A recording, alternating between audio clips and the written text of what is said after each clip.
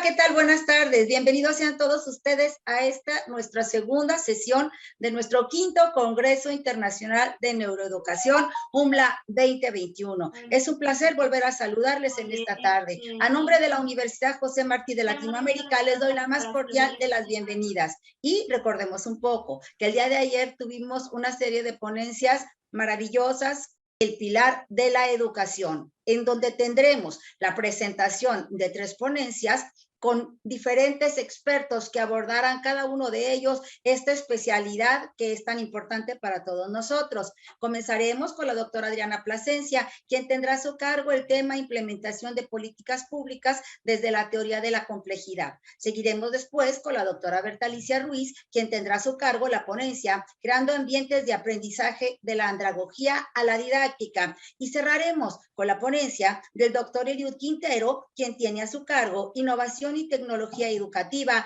líneas de desarrollo e investigación en el diseño de ambientes educativos innovadores. Y para comenzar esta tarde, que les recuerdo primeramente que miércoles, jueves y viernes comenzamos 4:30 de la tarde, y el sábado será a las 9 de la mañana para que tengan ustedes bien registrado lo que es el horario de inicio de las ponencias. Quiero pedirle a Astrid Orduña, que es una compañera de la universidad, estudiante, que sea ella quien nos presente a la doctora Adriana Plasencia con la primera ponencia de esta tarde. Adelante, Adri, te escuchamos.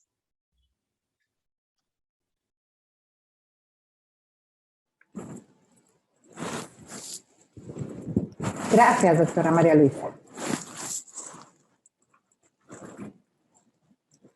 Inicio dando la bienvenida a la doctora Adriana Plasencia Díaz, que es un placer para nosotros contar con su presencia. Ahora, una reseña acerca de ella. Es doctora en Ciencias Políticas y Sociales con mención honorífica por la Universidad Nacional Autónoma de México, la UNAM, donde también obtuvo los grados de maestría y licenciatura. En la Universidad Autónoma Metropolitana, Campus Xochimilco, concluyó su postdoctorado sobre temas de transparencia en el sector educativo nacional y en la Universidad de Colorado sobre instituciones políticas. Tiene una especialización en gerencia pública para el desarrollo social en el Instituto Nacional de Administración Pública de España y la Universidad de Alcalá en Henares. En el 2016, fue invitada por el Gobierno de la República Popular de China para participar en el Seminario de Altos Estudios para Funcionarios Públicos. Por otro lado, en Buenos Aires, Argentina, participó en el Seminario para Altos Funcionarios en el desarrollo de las administraciones educativas de la Organización de Estados Iberoamericanos. Su experiencia profesional la ha desarrollado en el sector social del Gobierno federal, así como en el Poder Legislativo Federal y Estatal. Es docente en la Facultad de Ciencias Políticas y Sociales de la UNAM y en el Instituto Nacional de Administración Pública en el doctorado en Administración Pública. También es consultora independiente y colabora con el Instituto Alemán para el Desarrollo en temas de formación de servidores públicos sobre la Agenda 2030. Actualmente es la titular de la Auditoría Interna de PMI Comercio Internacional S.A. de Cero. Bienvenida, doctora Adriana Plasencia. Antes de concederle la palabra, les recuerdo que tenemos habilitado el chat para escribir las posibles preguntas que tenga cada uno de ustedes. Gracias. Ahora sí, cedo la palabra. Bienvenida.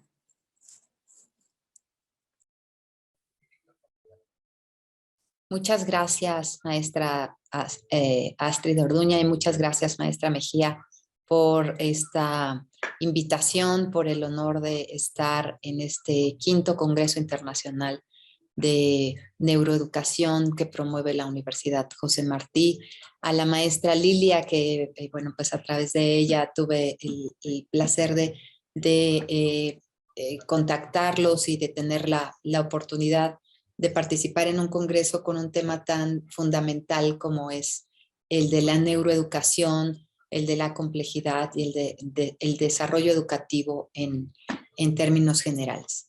Muchas gracias al señor rector también por esta invitación, pero sobre todo por promover desde la Universidad José Martí este tipo de encuentros con el objetivo principal de intercambiar ideas, de conocer nuevos paradigmas, de conocer nuevas prácticas en la pedagogía, pero sobre todo, bueno, pues en la acción a nivel áulico de lo que realizan maestras y maestros diariamente.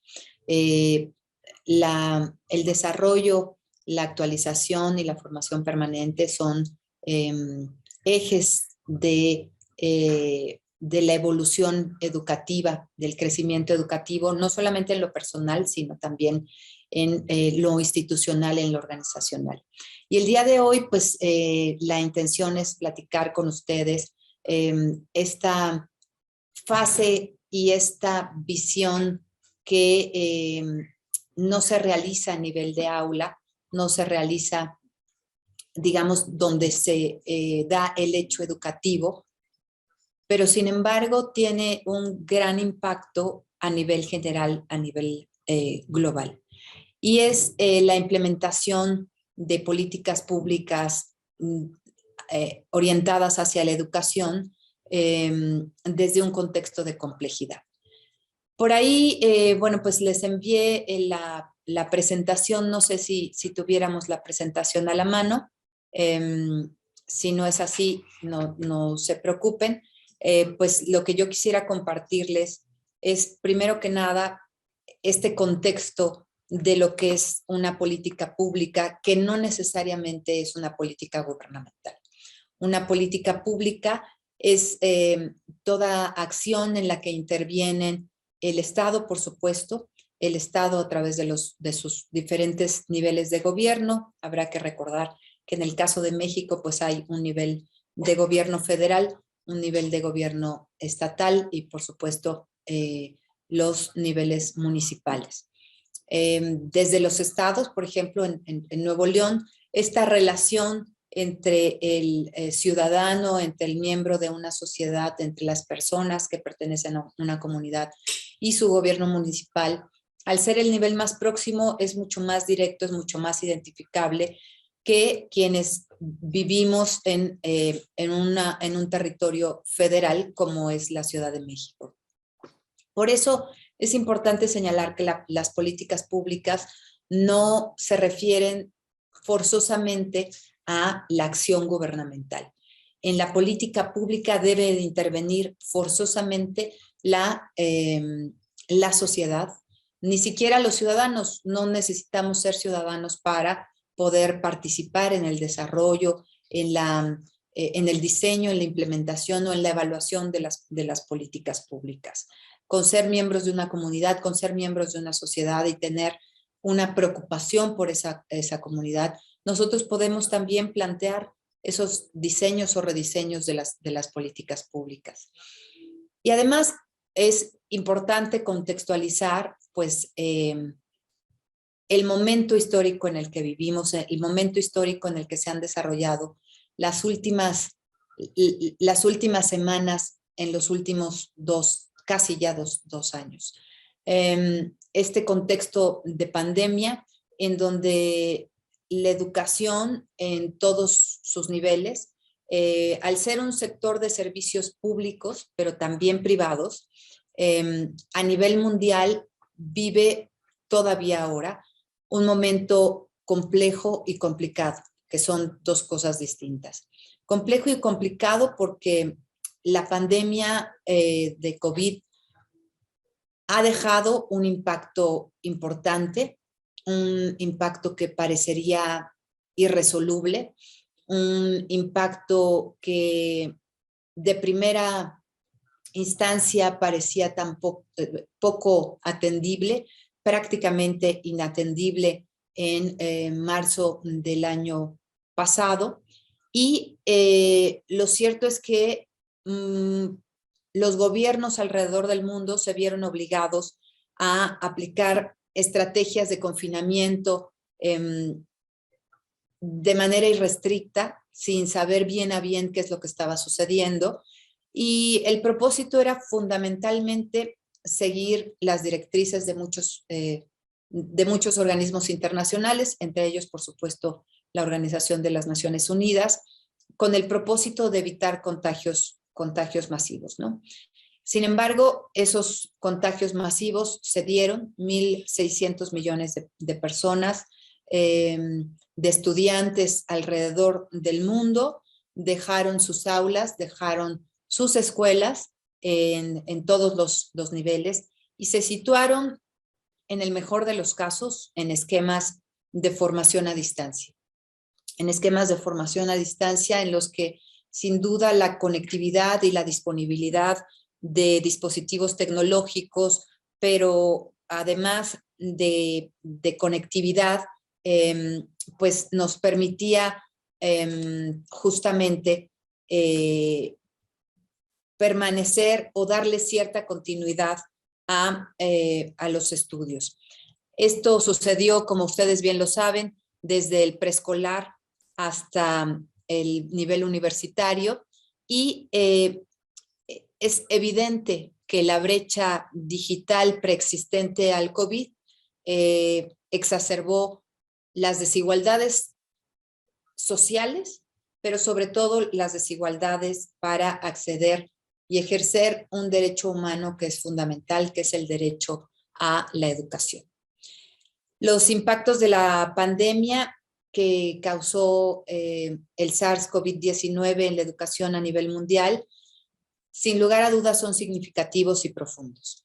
En el caso de América Latina y el Caribe, se está presenciando una de las crisis más severas que hemos tenido en el continente, por supuesto en materia de salud, sin lugar a dudas, a nivel económico también, pero las consecuencias que trajo esta pandemia en el ámbito educativo no solamente son preocupantes, sino también desconcertantes.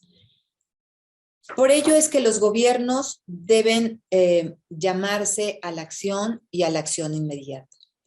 Y al hacer referencia a los gobiernos, este llamado a la acción implica, además, la vinculación con los sectores privados y con los sectores públicos, que, insisto, no necesariamente son gubernamentales. Lo público puede ser gubernamental, pero va más allá de lo gubernamental. Reconocer que estamos ante un escenario de lo que desde la teoría de la complejidad se denomina un escenario hechizado, un escenario en donde la vulnerabilidad, la ambigüedad, la incertidumbre están presentes. Es necesario diseñar políticas educativas que precisamente definan estos planes, programas y estrategias para recuperar el tiempo que los chicos y las chicas han permanecido en sus casas, el tiempo en el que las escuelas han permanecido cerradas en todos sus niveles educativos y, por supuesto, que con diferentes intensidades. No es lo mismo mantener cerrada una escuela en un entorno urbano que mantener cerrada una escuela en un entorno rural o en un entorno semiurbano. Hay diferentes reportes y diferentes estudios que se han venido realizando durante la pandemia, durante el contexto de pandemia, pero también informes que recuperan un poco la etapa de lo que para algunos países ya es una etapa post-COVID. En los informes y reportes de organismos internacionales que se realizaron durante la pandemia y en los últimos meses de este año, la mayoría coinciden en que América Latina es la segunda región más afectada por el cierre de las instalaciones escolares a partir de marzo del 2020. Esto supone no solamente la afectación en la formación inicial, es decir, en los niños de preescolar, sino también que se han venido agravando las limitaciones de aprendizaje en todos los niveles subsecuentes. Y se considera que alrededor de 120 millones de estudiantes perdieron un ciclo escolar completo, tanto en los servicios educativos públicos como en los servicios educativos privados. El cierre de escuelas en 2020 efectivamente evidenció la incapacidad, por un lado, de los gobiernos por adaptarse rápidamente, por leer un contexto ambiguo, un contexto desconocido, un contexto complejo, y por lo tanto, pues adaptar rápidamente los sistemas escolares tradicionales a tanto públicos como privados, a sistemas remotos, en donde la conectividad y el acceso a tecnologías de la información harían una diferencia en países con ingresos más altos que en países con ingresos medios o con ingresos bajos. Y aún dentro de cada uno de esos países, las diferencias en cuanto a sectores sociales, pues fue evidenciando lo que en México pues tenemos cada vez más claro, que son estas diferencias sociales, pero también estas diferencias de posibilidades de acceder a tecnología o a conectividad. El Banco Mundial, por ejemplo, señala que cerca de 170 millones de niños y jóvenes en edad escolar perdieron este año calendario, considerando un incremento del 20% de lo que en la jerga de la política pública educativa se llama como pobreza de aprendizaje, lo que podría equivaler a un promedio más o menos de 7.6 millones de niños y niñas más con incapacidades para comprender lecturas simples. Es decir, el impacto que ha tenido la pandemia en países como el nuestro, pero también países como Estados Unidos, los países europeos, por supuesto los países asiáticos o los países africanos, es sin lugar a dudas e indefectiblemente severo, grave, y por lo tanto el llevar a cabo estas acciones por parte de la Universidad José Martí y el haber permanecido dentro de este sistema a distancia para recuperar y por lo menos continuar de una manera distinta el aprendizaje de los estudiantes, es sin duda un logro importante. Yo quisiera además mencionarles que el desarrollo de políticas públicas en ambientes de complejidad, pues tiene sin lugar a dudas grados importantes de riesgos y grados importantes de desventajas en la implementación de las políticas públicas. Sin embargo, debemos estar cierto que pues en las teorías pedagógicas lo tienen también muy claro. Lo más constante en los ambientes escolares es el cambio. Lo más constante en los ambientes sociales también es el cambio. Lo más constante en los sistemas económicos, en los sistemas políticos, es el cambio. Por ello es que uno de los fenómenos silenciosos que se presenta en la educación, aún en tiempos normales, es la deserción escolar. Imaginémonos pues cómo este proceso, cómo este fenómeno de la deserción escolar se vio exponenciado bajo las circunstancias de pandemia en la que vivimos en los últimos ya casi 24 meses. Y la deserción escolar durante la pandemia tuvo un crecimiento importante y probablemente lo seguirá teniendo en los años por venir.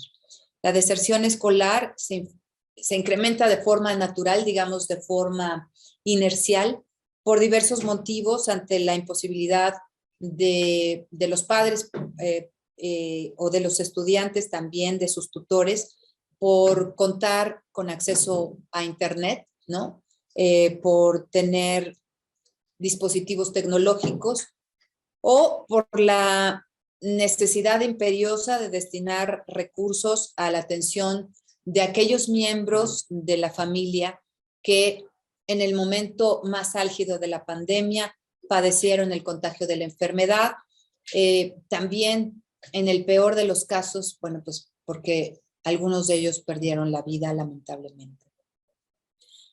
El Instituto Nacional de Geografía e Informática, Nacional de Estadística y Geografía, el INEGI, en 2020 estimó que prácticamente 33.6 millones de personas entre los 3 años y los 29 años estuvieron inscritos en el ciclo escolar del 2019-2020. Esto solo representa el 62% del total, de las cuales 740,000 no concluyeron el mismo ciclo, y de estas el 58.9 desertaron por alguna razón asociada al COVID-19. Y 8.9% de estas personas desertaron ya sea por falta de recursos económicos, de dinero, o bien por algunos otros factores asociados con la deserción escolar de manera tradicional e histórica, como son los embarazos adolescentes, como son también pues la incapacidad de los ambientes escolares por identificar situaciones de violencia o situaciones de agresión que viven los chicos, las chicas, los jóvenes, los adolescentes en etapas escolares. Es importante señalar que la deserción escolar y la pobreza de aprendizaje son dos fenómenos o dos factores que como fenómenos de manera individual tienen un impacto sumamente profundo en el desarrollo escolar de las personas de manera individual, pero sobre todo tiene un impacto a nivel social que después es difícil recuperar. Decía yo que la deserción escolar y la pobreza de aprendizaje son dos de los fenómenos que acrecientan e impactan el riesgo de perder un capital intelectual, un capital humano fundamental para el desarrollo de países como el nuestro, para el desarrollo de estados como Nuevo León. La pérdida de capital intelectual y de capital humano, que también son dos conceptos distintos, es un riesgo que debe ser atendido con medidas de mitigación y resiliencia de forma casi inmediata, casi automática, pero también a mediano y largo plazo. Y es ahí donde los docentes tienen un papel muy importante. Yo sé que a la escuela le pedimos a veces acciones y tareas titánicas, pero sin duda la escuela ha sido, es y será, no en los próximos años, sino seguramente en los próximos siglos también, el espacio fundamental para el desarrollo de los seres humanos en cualquier sociedad. Lo que se extravió durante la pandemia, sin lugar a dudas, será recuperado de manera muy limitada, y de ahí que sea indispensable cambiar este paradigma de la educación en el marco de las ciencias de la complejidad. Las ciencias de la complejidad, según varios autores, Barney, Callahan, Mitchell, pues nos permiten identificar a la educación como un sistema con diferentes interconexiones, con diferentes vinculaciones, no como un proceso lineal, en donde hay un docente al frente del aula y hay un grupo de alumnos absorbiendo los conocimientos o la información que transmite el docente. Las ciencias de la complejidad nos indican que esas conexiones o esas interconexiones que son muy evidentes en los sistemas educativos permite identificar la necesidad de vincularnos entre los sectores sociales, pero también los sectores económicos, como el de salud, para reconocer además otros factores que influyen y determinan el desarrollo de las capacidades de los alumnos, como son los niveles de alimentación, aún en niveles económicos y sociales, en donde el poder adquisitivo es satisfactorio o rebasa con mucho las líneas de pobreza de Gini. Sin duda alguna hay un problema de alimentación. México pues tiene el nada honroso segundo lugar y nos los andamos peleando a ratos con Estados Unidos, el primero, en obesidad, una epidemia que también afecta el desarrollo educativo de los chicos y que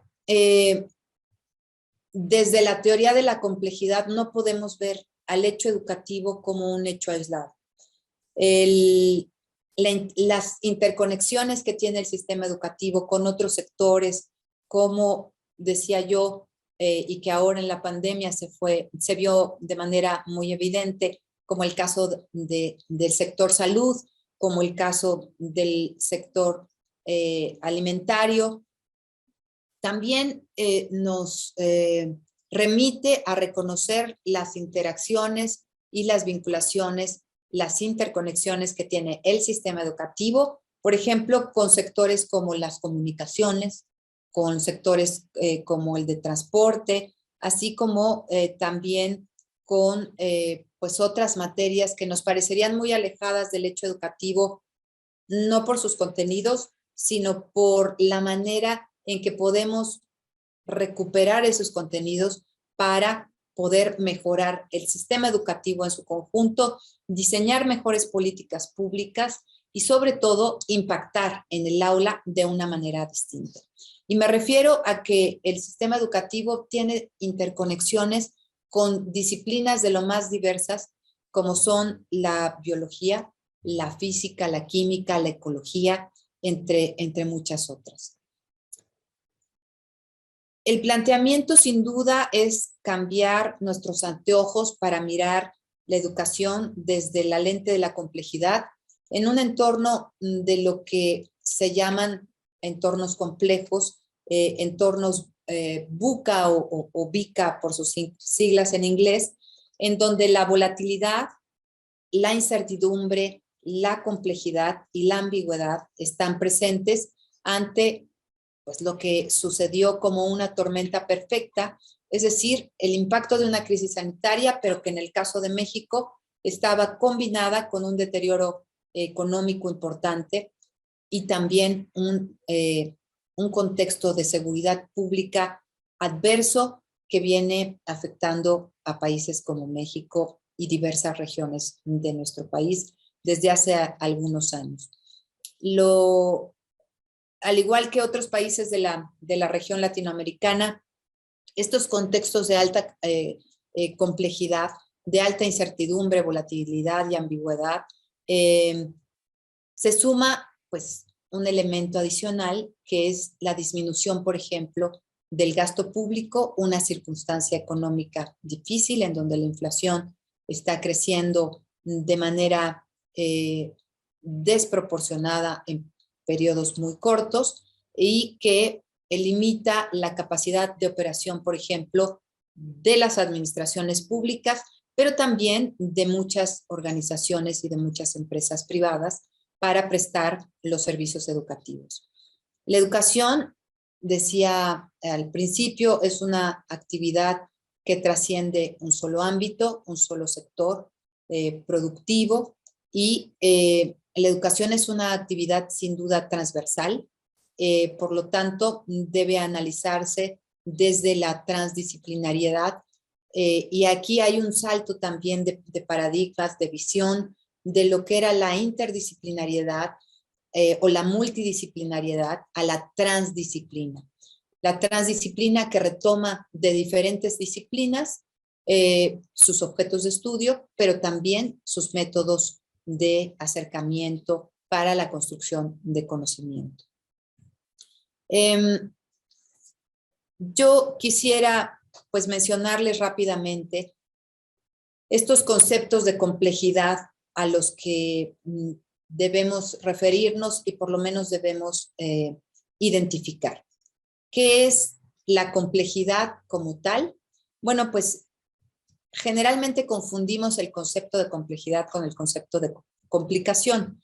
La complejidad es aprender, pero aprender con H intermedia de aprehensión y también de aprender de aprendizaje. Los fenómenos desde esta naturaleza transdisciplinar, tomando en cuenta tres perspectivas principales. La complejidad como ciencia entiende el estudio de la dinámica no lineal de los sistemas educativos, es decir, desde las ciencias duras, y la complejidad como método de pensamiento que rebasa los enfoques de estas distintas disciplinas, tomadas como silos, ¿no? La matemática de manera individual, la física de manera individual, la biología de manera individual, en donde hoy por hoy debemos reconocer que hay interconexiones, que hay un paso de la multidisciplina o de la interdisciplina hacia esta transdisciplina y promover el pensamiento relacional, el pensamiento crítico que nos da además la universalidad. Y por último, esta tercera perspectiva desde donde debemos reconocer la complejidad es la complejidad como cosmovisión, ¿no? Como una mirada diferente del mundo desde lo sistémico, alejándonos, por supuesto, del reduccionismo. En este contexto es desde donde se habla de ciencias de la complejidad, de sistemas complejos y de lo que es una teoría en construcción, que es la teoría de la complejidad. Un sistema complejo, por otro lado, es un sistema en el cual hay grandes redes de componentes sin un control central, con reglas simples de operación y que dan lugar a conductas, a una conducta colectiva también compleja, ¿no? A un procesamiento sofisticado de información y a la adaptación a través del aprendizaje o de la evolución. De esta definición podríamos desprender, entre otras, dos características fundamentales de los sistemas complejos y que creo que en los sistemas educativos durante este contexto de pandemia se vieron evidenciados. Estas características son la autoorganización y la emergencia. La autoorganización se refiere a que los elementos del sistema se organizan de manera excepcional, sin una clara dirección central o un dirigente o un controlador, en tanto que la emergencia, bueno, pues se refiere a estos comportamientos complejos a partir de interacciones que no están dirigidas, no están planeadas, ni siquiera están previstas del todo. Desde la perspectiva de la teoría de la complejidad, la educación es un sistema muy complejo en donde intervienen no solamente las instancias gubernamentales desde un poder ejecutivo federal o un poder ejecutivo estatal y municipal, sino que intervienen también los poderes legislativos, intervienen los poderes, el poder judicial, y además intervienen sectores sociales, sectores privados, con mayor o menor intensidad para prestar los servicios educativos.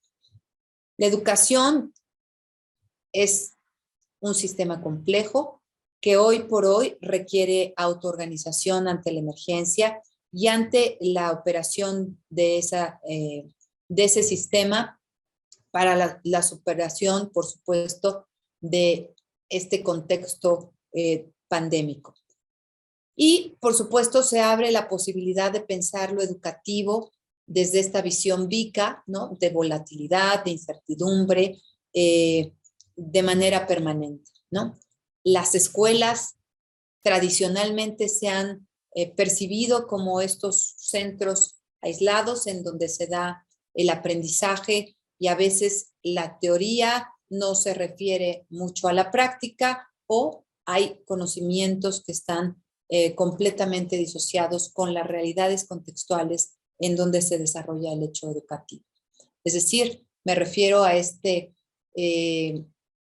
al significado que deben de tener los aprendizajes, lo que los pedagogos llaman como estos aprendizajes significativos, importantes, tangentes que deben de tener los chicos, porque además, ustedes lo saben muy bien, lo que se aprende en las aulas por los niños, las niñas, los adolescentes, las adolescentes, también tiene un impacto importante no solamente en sus entornos familiares, sino particularmente en sus entornos sociales.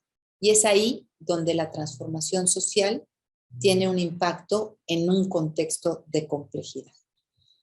El cambio en el paradigma educativo debe trascender, además, no solamente estos aspectos espaciales en los que nos movemos ahora, algunos todavía con cierta resistencia, otros ya con mayor comodidad, otros con una aceptación sobre lo inevitable que es la circunstancia, pero creo que la educación formal, si se da intramuros, si se da extramuros, también debe de trascender estos paradigmas tradicionales en donde podemos ir definiendo nuevas estrategias, nuevos planes, programas o contenidos. Ustedes saben que la Secretaría de Educación Pública ha venido desarrollando esquemas y políticas gubernamentales a partir del diseño de políticas públicas en las que ha participado la sociedad activamente para darle mayor autonomía a las escuelas,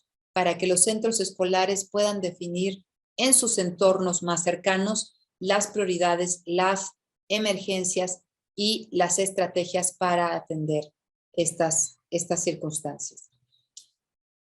A pesar de lo doloroso que ha sido la pandemia para la gran mayoría de las personas que la hemos vivido, sin lugar a dudas ha traído lecciones y lecciones positivas a nivel mundial y por supuesto una lección positiva está la innovación en educación, ¿no?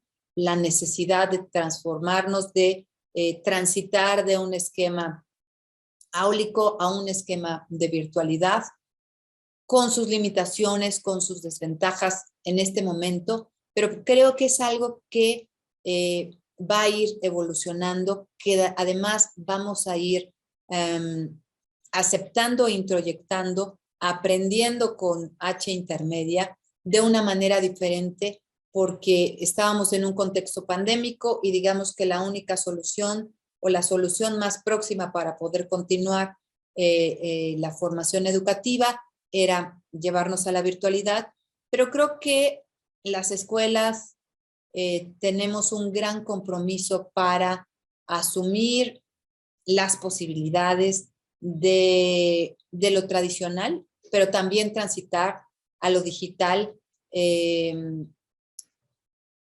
sin dejar de reconocer que este es un paso costoso, pero también creo que es un paso impostergable, porque les estamos dando a los niños, a los alumnos, a las niñas, a las alumnas, herramientas fundamentales para el desarrollo de sus capacidades y de su inserción en un mercado laboral cada vez más competitivo. De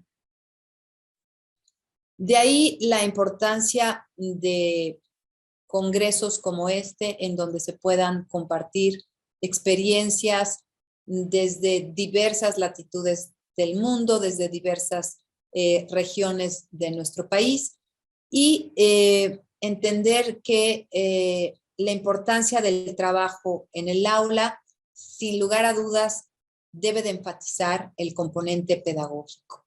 Y si bien es cierto que la escuela dota de conocimientos y habilidades a las alumnas y a los alumnos, también es cierto que la escuela debe ser un espacio de reflexión para florecer, para desarrollarse como personas, como individuos, que en el corto y mediano plazo tendrán una responsabilidad social, que además deberán insertarse en un ámbito económico para contribuir a este sector. Por ello, lo educativo y lo pedagógico requieren orientarse desde esta visión de la complejidad. Las políticas públicas, hoy por hoy, tampoco pueden ser el diseño procedimental de identificar un problema público, incluirlo en la agenda gubernamental, implementar una serie de estrategias y después evaluarlas. Las políticas públicas también se desarrollan en un entorno de alta incertidumbre y de alta complejidad, y por lo tanto debemos estar conscientes de recuperar los diferentes contextos, pero los diferentes fenómenos que se dan a partir del sistema educativo como un sistema complejo. Y me parece que hay un componente que a veces perdemos de vista y que sin duda es en el diseño de las políticas públicas referidas a la educación, y sin duda es este componente emocional. El componente emocional en estos tiempos de pandemia se ha hecho de lado porque estamos más imbuidos en la operación de la transición entre lo tradicional y la virtualidad, pero hay que reconocer, como decía yo hace un momento, todos hemos sido víctimas de la pandemia de algún modo. Y hay que reconocer que la mayoría de nosotros carecemos de herramientas psicoemocionales para enfrentar sus consecuencias. Por ello es que el diseño de políticas públicas debe atender también a los estudiantes desde un paradigma de complejidad que implica forzosamente invertir en ellos con creatividad, con innovación, desarrollando políticas públicas desde una perspectiva sistémica, pero sobre todo invirtiendo de manera adecuada los escasos recursos financieros y presupuestales con los que actualmente cuentan los gobiernos, pero también las organizaciones y las empresas privadas. Una agenda educativa que, por supuesto, insista en los procesos de alfabetización y en el desarrollo de una infraestructura digital son elementos que debemos considerar en este desarrollo de las políticas públicas.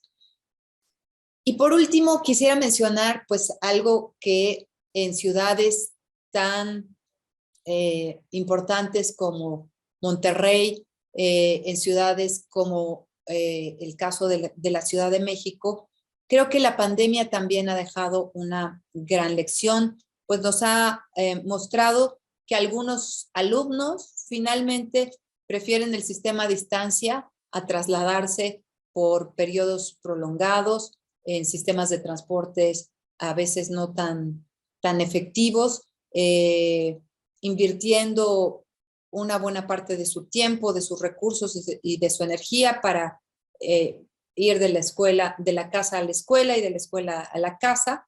Y creo que bueno, pues habrá que hacer un análisis en cada contexto para determinar, bueno, pues cuáles son las mejores decisiones que podemos tomar en un ambiente que se torna cada vez más complejo, y cómo bajar desde el ámbito de la política pública como ese gran paraguas a lo que sucede en el aula y donde se desarrolla el hecho educativo. De ahí que, pues, seguir pensando la educación, seguir reconociendo la importancia de la educación, pero sobre todo reconocer la importancia de la escuela como entorno en contextos de complejidad, es algo que no debemos dejar pasar de largo y por supuesto debemos de invertir en ella de la mejor manera y con los mejores recursos, tanto humanos como financieros. Muchas gracias a todos. Muchas gracias, Astrid, por esta invitación. Gracias a usted, doctora Plasencia. Un tema de más actual y con mayor importancia que a todos nos ha enriquecido. Pasemos, por favor, a algunas preguntas que tenemos por aquí, si nos hace favor de contestar. Y empiezo con, dice aquí, dadas esas interconexiones entre la ciencia, ¿qué recomienda o ve a futuro en la actualización de programas y currícula escolar? ¿Será creciente en el enfoque de tronco común muy amplio?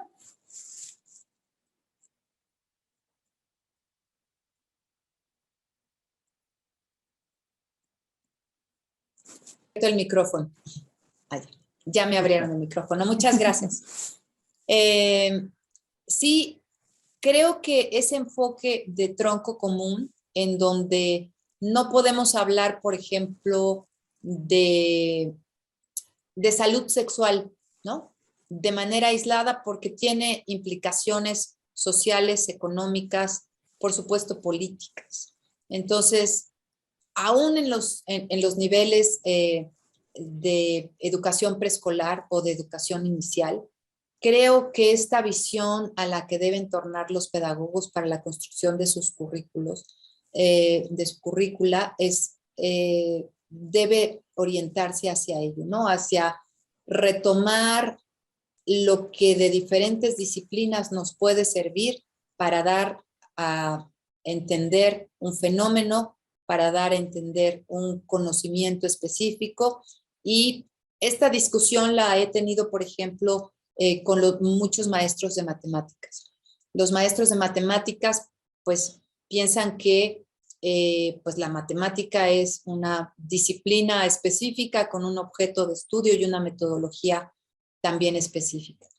Sin embargo, después de reconocer que la matemática tampoco se desarrolla de manera aislada y que tiene una alta aplicación en diferentes ámbitos, la podemos hacer mucho más asequible, mucho más entendible hacia nuestros alumnos y hacia nuestras alumnas, ¿no? Yo siempre digo que quien sabe matemáticas puede controlar el mundo.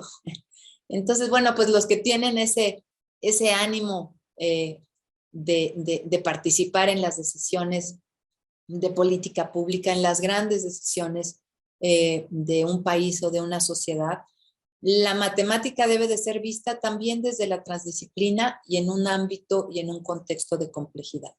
La matemática no es procedimental. Ninguna ciencia dura es procedimental. Y sus impactos y su metodología, sus objetos de estudio, también están afectados por diferentes interconexiones.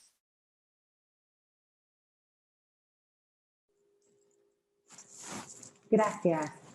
Siguiente pregunta, dice aquí, por los reportes de la OCDE, sabemos que para el mundo México tiene un porcentaje de 8.5 años de estudio, es decir, los mexicanos estudian hasta segundo de secundaria.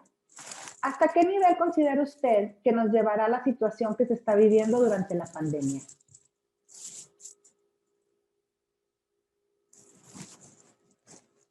Ahí va, ya. Gracias. Sí, es una pena, pero bueno, de esos 8.5 años que logramos con muchos esfuerzos después de muchos años, creo que retrocedimos por lo menos con los estudios y con el análisis que se ha hecho por la OCDE, por el Banco Mundial, por la propia Organización de las Naciones Unidas, por la UNESCO. creo que en el caso de México hemos retrocedido casi 2.5 años, ¿no? Esto, digamos, retomando estos conceptos de los que habíamos platicado sobre la pobreza de aprendizaje, ustedes y yo sabemos, quienes hemos dado clases a nivel universitario y aún a nivel de posgrados, sabemos que hay una pobreza de aprendizaje verdaderamente impactante. Esa pobreza de aprendizaje se reconocía y se evidenciaba, por ejemplo, en estos exámenes de planea, ¿no?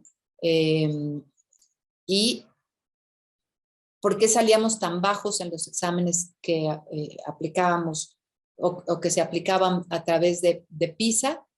Bueno, por la simple y sencilla razón que la comprensión de lectura no la habíamos desarrollado aún estando ya en el nivel de secundaria. Y esa capacidad de entender y de comprender un texto es lo que hace absolutamente la diferencia para poder trascender de la pobreza del aprendizaje hacia un aprendizaje realmente significativo, un aprendizaje que pueda tener un efecto de cambio primero en lo individual. Ustedes como pedagogos saben pues qué significa aprender, ¿no? Aprender algo significa un cambio de conducta, significa un cambio de paradigma, y por eso es tan importante la escuela, porque a veces nuestros entornos familiares, no importa el nivel socioeconómico, nuestros entornos familiares no son los más proclives hacia la estabilidad emocional o la relación social con cierta estabilidad. Entonces, bueno, la escuela es lo que te permite dar ese cambio y entender que si en tu casa hay violencia hacia una mujer, hacia tu madre, hacia tus hermanas, no es una condición normal, no es una condición natural, no es porque así suceden las cosas, porque en la escuela te van a enseñar desde esta visión de la transdisciplina que violencia es violencia y la violencia no puede ser permitida.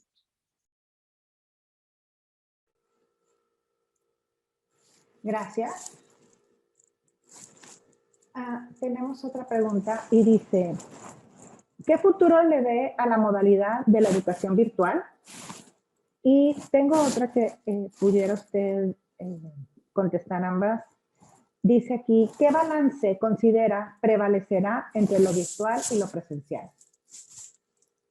Yo debo reconocer, primero que nada, que en lo personal me parece que la virtualidad tiene enormes ventajas, pero enormes ventajas. Sin embargo, creo que también hay niveles educativos en donde la intensidad de la virtualidad debe de ser moderada. ¿Por qué? Porque si bien podríamos decir que estos esquemas de virtualidad también nos están enseñando a vivir de una manera distinta y a trabajar de una manera distinta, creo que hay ciertas etapas del desarrollo de una persona en donde la interacción social es importante, pero creo que debemos transitar primero que nada hacia un esquema híbrido. Creo que la educación y los sistemas educativos en general en el mundo tienen como digamos, esta necesidad de regresar exactamente hacia donde estábamos antes de la pandemia. Y mi pregunta es, ¿no aprendimos nada de la pandemia? ¿No aprendimos nada de este contexto de confinamiento? Creo que hay una connotación peyorativa en el sentido de que pues estábamos confinados a fuerza, a disgusto, no por nuestra decisión, fue una imposición, no teníamos la más mínima posibilidad de modificar esa decisión, pero creo que la virtualidad tiene enormes ventajas. Y una de ellas es, pues, mi presencia aquí. En la mañana tuve la oportunidad de estar en un programa de formación de altos ejecutivos del gobierno de Brasil, en Brasilia. Y esa gran ventaja que nos da la interconexión con otros seres humanos, por supuesto de una manera distinta, a través de la virtualidad, creo que depende en buena medida del nivel escolar, pero creo que la virtualidad debería haber llegado para quedarse. Astrid, por acá tengo en el chat, no sé si quisiera comentarlos. Sí, claro, justo iba para aquí al chat. Adelante, si usted decide qué pregunta, por favor. Claro, bueno, de parte de Manuel Antonio, dice, ¿cómo recuperar el sistema educativo en época de pandemia en ámbitos de la política pública? Bueno, yo creo que las políticas públicas aquí sí hay una necesidad de rediseñarlas y sobre todo de reconocer que hoy por hoy se necesita una mayor inversión y aquí sí me refiero a una inversión financiera importante. Y me explico. En mis clases de política pública a mis alumnos de posgrado, siempre les digo cuando iniciamos el curso, bueno, pues vamos a hablar de cómo se hacen, de cómo se diseñan las políticas públicas, cómo se implementan y cómo se evalúan. Pero política pública que no tiene recurso no es política pública. Y podemos tener a la política pública perfectamente diseñada, perfectamente diagnosticado el asunto que queremos resolver a través de esa política pública, pero si no tenemos recursos, creo que pues solamente se queda en un buen discurso político o social.